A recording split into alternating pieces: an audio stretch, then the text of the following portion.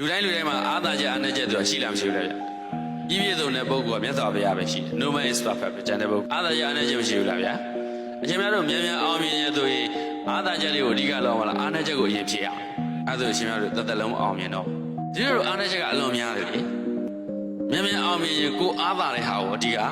ရှေ့ကိုရောက်သွားမှာလို့။ Joseph Maxwell ရဲ့101စာအုပ်တွေဒီလိုဒီမှာအစည်းလိုက်ရှိတယ်။တကယ်လည်းဟုတ်တယ်။တပည့်တော်မှာအားနည်းချက်တွေအများကြီးလေ။但ရှင်များတို့ရှိမှတပည့်တော်တွန့်နေညွတ်နေတာမျိုးရှိတယ်။ဒီလိုအားသာချက်တွေပဲပြောတာဟုတ်ဗျ။တပည့်တော်တော့ဗျာ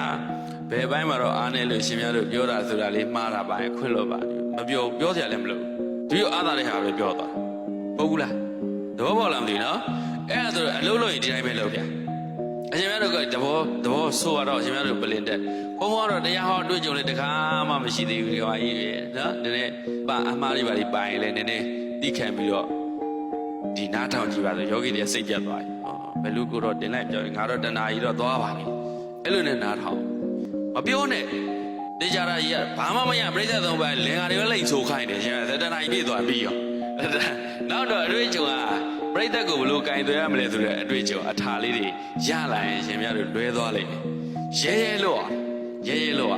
ပြောချင်တာကအာဏာချက်တွေကိုထုတ်ပေါ်မယ်ဆိုဒီလိုအားနည်းချက်တွေအများကြီးအလုပ်လုပ်တဲ့အခါအာသာချက်ကိုအဓိကရှေ့တန်းတင်ပြီးတော့